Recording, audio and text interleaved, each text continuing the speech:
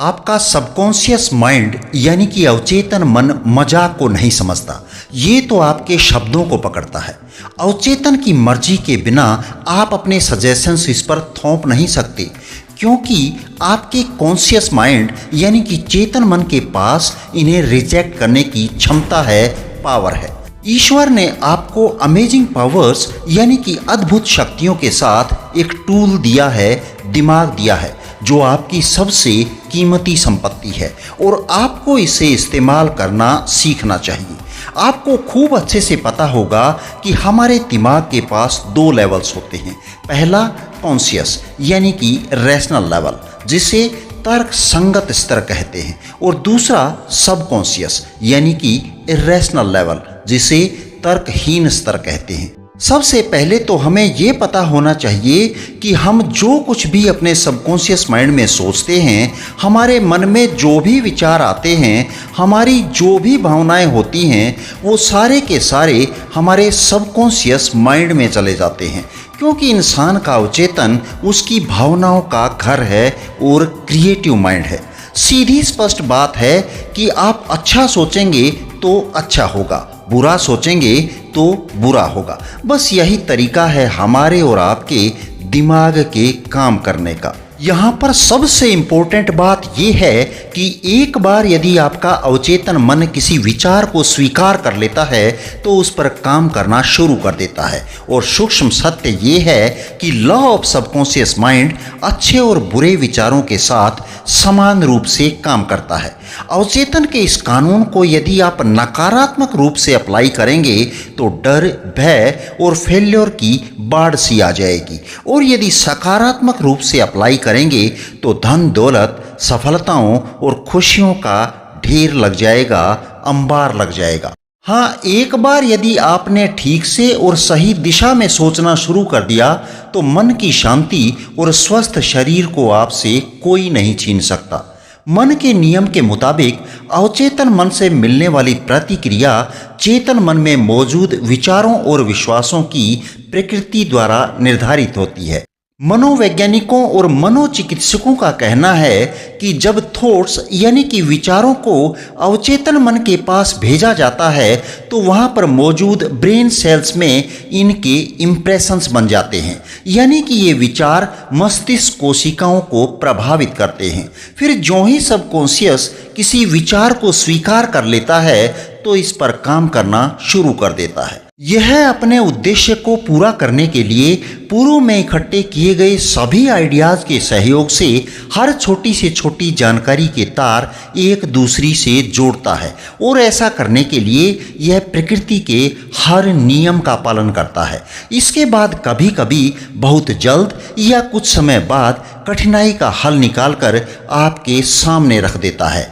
मैं आपकी जानकारी के लिए बता दूं कि कॉन्शियस और सबकॉन्शियस दो अलग दिमाग नहीं हैं, बल्कि वो एक ही दिमाग के भीतर दो अलग अलग स्तर हैं। कॉन्शियस माइंड रीजनिंग माइंड है। ये प्रेजेंट में घट रही घटनाओं पर नज़र बनाए रखता है, यानी कि तुरता फुर्ती में लिए गए सारे फैसले कॉन्शियस माइंड का ही काम है। पहली बार एक गर्म बर्तन को छूते ही आपने झटके से हाथ हटा लिया तो ये आपके कॉन्शियस माइंड की ही मेहरबानी है, वरना भविष्य में तो इससे आगाह आपका सबकॉन्शियस माइंड ही करता रहेगा। क्योंकि आपकी डाइजेशन, शरीर में खून का सर्कुलेशन, दिल की धड़कन और सांस लेने की प्रक्रिया तो कॉन्शियस माइंड के बिना हस्तक्षेप के ही चलती रहती है। सबकॉन्शियस माइंड तो कॉन्शियस माइंड के आदेशों और विश्वासों पर काम करता है। ये एक उपजाऊ मिट्टी की क्यारी की तरह होता है, जिसमें जैसा भी बीज डालोगे सब कुछ उग जाएगा और वैसा ही फल देगा। आपके विचार भी तो एक बीज की तरह ही होते हैं, अच्छे या बुरे, पॉजिटिव या नेगेटिव, और आज नहीं तो कल वे अपना असर दिखाना शुरू कर देते हैं। याद रखें कि आपका सबकॉन्शियस माइंड आपके विचारों को अच्छा, बुरा या सच और झूठा सिद्ध करने में अपना समय जाया नहीं करता, बल्कि ये तो वो जैसे भी हैं उनकी प्रकृति के मुताबिक जवाब देता है, क्योंकि ये तो हर विचार को सच मानकर ही प्रतिक्रिया करता है। कॉन्शियस माइंड को ऑब्जेक्टिव माइंड भी बोला जाता है, क्योंकि इसका वास्ता बाहरी दुनिया से है और ये इस दुनिया को 5 सेंसेस के माध्यम से ऑब्जर्व करता है। इसी तरह से सबकॉन्शियस माइंड को सब्जेक्टिव माइंड बोला जाता है। ये आपकी फिजिकल सेंसेस के माध्यम से काम नहीं करता, बल्कि ये तो अंतर्ज्ञान के आधार पर काम करता है। सब्जेक्टिव माइंड मेमोरी का भंडार होता है और ये उस वक्त काम करता है जब आपकी ऑब्जेक्टिव सेंसेस काम नहीं कर रही होती हैं। इसे आप कुछ इस तरह से समझ सकते हैं कि सब्जेक्टिव माइंड वो इंटेलिजेंस है जो उस वक्त नज़र आती है जिस वक्त आपका ऑब्जेक्टिव माइंड सो रहा होता है या फिर आराम की स्थिति में होता है। सब्जेक्टिव माइंड में दूरदर्शिता की क्षमता होती है। ये आपके शरीर को छोड़कर हजारों किलोमीटर दूर जा सकता है और वहां से सूचना ला सकता है। यदि आप कभी कहीं पिकनिक पर गए हों और आज उन सूचनाओं को इकट्ठा कर रहे हों तो आपका सब्जेक्टिव माइंड ही तो उनको वहां से लाने का काम कर रहा है, क्योंकि फिजिकल सेंसेस से तो उन्हें लाना इस वक्त मुश्किल है। जैसा कि आपको पहले ही बताया कि आपके सबकॉन्शियस माइंड के पास आर्ग्यूमेंट की क्षमता नहीं है। इसको तो यदि आप गलत इन्फॉर्मेशन भी दे देंगे तो उसको भी सच मानकर बैठ जाएगा। इस वक्त आपके साथ घट रही हर घटना की वजह वो विश्वास हैं जो आपके सबकॉन्शियस माइंड में संजो कर रखे हुए हैं।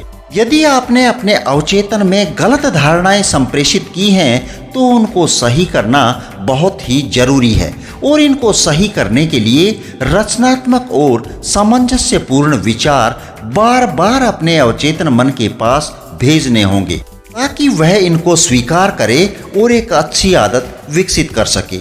आपका चेतन मन गेट पर खड़े वॉचमैन का काम करता है, क्योंकि इसका एक महत्वपूर्ण काम अवचेतन के पास जाने वाली गलत धारणाओं को रोकना भी है। सुझाव एक शक्तिशाली पावर है। यदि आप किसी डरपोक व्यक्ति से कहते हैं कि आप कितने कमज़ोर हो गए हैं, आपका शरीर पीला पड़ गया है, मुझे डर है आपको पीलिया तो नहीं हो गया है, वो इंसान सचमुच पीला पड़ जाएगा, क्योंकि आपके सजेशन ने उसे डर के साथ जोड़ दिया है। ये सजेशंस सभी लोगों पर एक ही तरह से काम नहीं करते। यदि यही शब्द आप किसी दूसरे व्यक्ति से कहें तो हो सकता है वो आपकी बातों को हंसते हुए टाल दे, क्योंकि उसको खुद पर विश्वास है। ये सजेशन चेतन मन की मर्जी के खिलाफ जाकर अवचेतन मन को प्रभावित नहीं कर सकते, क्योंकि आपके चेतन मन के पास इनको रिजेक्ट करने की क्षमता होती है। आपने एक टर्म ऑटो सजेशन जरूर सुनी होगी, जिसका मतलब होता है खुद के लिए निश्चित और विशिष्ट सुझाव देना। ऑटो सजेशन एक टूल की तरह काम करता है। इसका गलत तरीके से इस्तेमाल नुकसान पहुंचा सकता है और सही तरीके से इस्तेमाल बहुत बड़ा मददगार हो सकता है। मान लीजिए आप एक सिंगर हैं और बार बार खुद से यही कहते रहेंगे कि मुझे कभी मौका नहीं मिलेगा, मैं एक अच्छा गायक नहीं हूँ, लोग मेरी सिंगिंग को पसंद नहीं करते हैं। वो आपका सबकॉन्शियस इस नेगेटिव ऑटो सजेशन को एक रिक्वेस्ट के तौर पर ले लेता है और फिर वही चीज़ें आप मैनिफेस्ट करते हैं। इसके बदले यदि आप खुद से कहेंगे कि मैं बहुत अच्छा गाता हूँ, लोग मुझे देखते ही तालियों की गड़गड़ाहट के साथ स्वागत करेंगे, मेरी मीठी आवाज़ के जादू से मैं सबको खुश कर दूंगा, तो बदले में यही सब कुछ होगा। इसी तरह एक दूसरी टर्म हेट्रो सजेशन होती है, जिसका मतलब है suggestions from another person. Social media पर, पॉलिटिक्स में और दूसरी बहुत सी जगहों पर कमेंट्स के जरिए इनका इस्तेमाल किया जाता है। ऐसे लोग अपने सकारात्मक और नकारात्मक सजेशन से आपके दिमाग पर गहरा प्रभाव डालते हैं। जब से आप पैदा हुए हैं, परिवार में, शिक्षण संस्थानों में और पब्लिक प्लेसेस में नेगेटिव सजेशंस का समय समय पर बम्बार्डमेंट होते रहता है। हमें ये पता ही नहीं चलता कि इनसे कैसे बचा जाए और अनजाने में इनको स्वीकार कर लेते हैं, साथ ही अनुभव के रूप में अस्तित्व में ले आते हैं। उदाहरण के लिए, आप नहीं कर सकते, आप तो बिल्कुल ही नहीं कर पाएंगे, ये आपके वश की बात नहीं, आप में इतना दम नहीं है, आप तो पैदाइशी ढीले हैं, आप बिल्कुल बुद्धू हैं, आप बूढ़े हो गए हैं, इसका कोई फायदा नहीं, वगैरह वगैरह। सुनने में तो ये केवल वाक्य लग रहे हैं, परंतु जब इनका किसी पर लगातार इस्तेमाल किया जाए तो कितना नकारात्मक असर होगा ये आप अंदाजा भी नहीं लगा सकते। क्योंकि बच्चे के रूप में तो आप इनका सामना नहीं कर सकते थे, मगर एक वयस्क के रूप में आप चुनाव करने में सक्षम हैं। अतीत में आपके दिमाग पर पड़े नकारात्मक प्रभावों को आप रचनात्मक ऑटो सजेशन की मदद से बदल सकते हैं। इसे रिकंडीशनिंग थेरेपी के नाम से जाना जाता है। दोस्तों, आपका सबकॉन्शियस माइंड बड़ा ही बुद्धिमान है। ये सारे सवालों के जवाब जानता है, ये सब जानता है, लेकिन ये नहीं जानता कि ये सब जानता है। ये आपसे बहस नहीं करता और ना ही पलटकर जवाब देता है। जब आप कहते हैं कि मैं इसे नहीं कर सकता, मैं अब बूढ़ा हो गया हूँ या मैं गलत समय में पैदा हो गया, तो मान के चलिए कि आप अपने अवचेतन को नकारात्मक विचारों से भर रहे हैं, खुद के पांव पर कुल्हाड़ी मार रहे हैं और खुद के जीवन में समस्याएं, गरीबी, बीमारी, रुकावटें और लिमिटेशंस ला रहे हैं। आपका चेतन मन जो भी मानता है या विश्वासों में लाता है, अवचेतन मन उसे स्वीकार कर लेता है और साकार कर देता है। इसलिए अच्छे भाग्य, सही मार्गदर्शन और जीवन के सभी आशीर्वादों पर विश्वास करें। दोस्तों, ये वीडियो तो यहीं पर समाप्त होती है, लेकिन हमारा सफ़र जारी रहेगा। यदि ये वीडियो आपको अच्छी और वैल्यूएबल लगी है तो इसे लाइक और चैनल को सब्सक्राइब करना बिल्कुल ना भूलें, क्योंकि आपकी ये मदद हमारे लिए बहुत बड़े प्रोत्साहन का काम करती है। चलिए फिर मिलते हैं किसी दूसरी वीडियो में। धन्यवाद। जय हिंद, जय भारत।